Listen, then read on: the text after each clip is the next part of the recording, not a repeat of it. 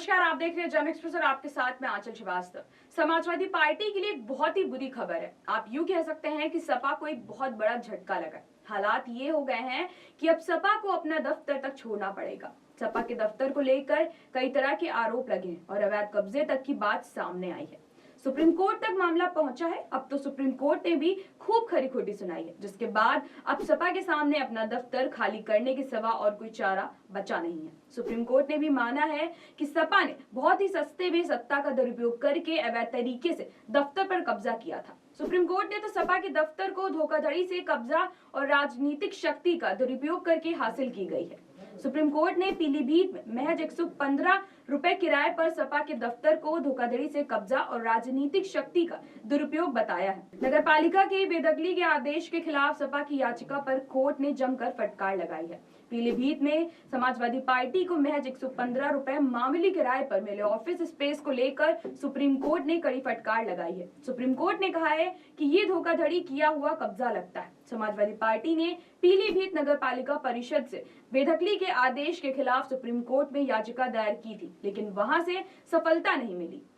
Supreme court में justice Suryakant और justice Joy Mallya Bagchi की बेंच में सुनवाई हुई है, जिस पर सपा की तरफ से वरिष्ठ अधिवक्ता सिद्धार्थ दवे पेश हुए हैं, जिनसे सुप्रीम कोर्ट ने कहा है कि ये मामला धोखाधड़ी से आवंटन का नहीं बल्कि बाहुबल और सत्ता के दुरुपयोग और धोखाधड़ी से कब्जा का लगता है। सुप्रीम कोर्ट में समाजवादी पार्टी की तरफ से तर्क दिया गया है कि ऑफिस स्पेस का किराया चुकाने के बाद भी नगर पालिका अधिकारी ने सपा के दफ्तर को बेदखल करने पर अड़े हुए हैं। बेदखली के आदेश पर रोक लगाने के लिए एक केस भी दायर किया गया है, जिस पर सुप्रीम कोर्ट ने उल्टा सपा के वकील को ही फटकार लगा दी।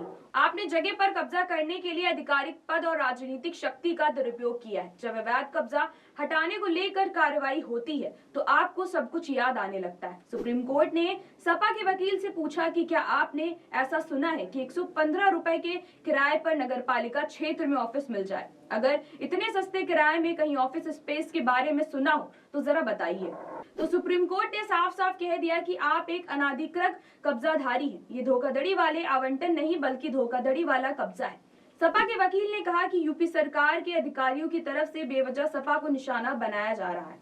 तो सुप्रीम कोर्ट ने कहा कि अगर ऐसा है तो फिर आप हाईकोर्ट जाइए। दरअसल इससे पहले समाजवादी पार्टी की तरफ से इलाहाबाद हाईकोर्ट का दरवाजा खटखटाया गया था। 2 जुलाई के आदेश को चुनौती देने के लिए ही समाजवादी पार्टी सुप्रीम कोर्ट तक गई थी, लेकिन वहां से भी राहत नहीं मिली। सुप्रीम कोर्ट ने सपा के अधिवक्ता को फटकार लगाने के साथ साथ याचिका पर आगे सुनवाई करने से इनकार कर दिया है। दरअसल ये पूरा मामला पीलीभीत नगर पालिका परिषद की तरफ से समाजवादी पार्टी को मिले एक कार्यकाल से जुड़ा हुआ है, जिसको पालिका की तरफ से खाली करने का आदेश दिया गया है। सपा की तरफ से वरिष्ठ अधिवक्ता सिद्धार्थ दवे ने सुप्रीम कोर्ट में कई तरह की दलीलें पेश की हैं और तर्क दिया है कि सपा अपने दफ्तर को लेकर किराया चुका रही है और उसके बाद भी पालिका की तरफ से बेदखली की कार्रवाई की जा रही है। सपा की तरफ से दावा किया गया है कि 12 नवंबर 2020 को सपा को सुनवाई का मौका दिए बिना ही परिसर खाली करने का आदेश दिया गया था। 16 जून को सुप्रीम कोर्ट में पार्टी के पीलीभीत जिला अध्यक्ष की तरफ से दायर की इसी याचिका को खारिज कर दिया गया था, जिसमें पीलीभीत के पार्टी कार्यालय के लिए बेदखली आदेश को लेकर हाईकोर्ट में नई याचिका लगाने पर रोक लगा दी थी।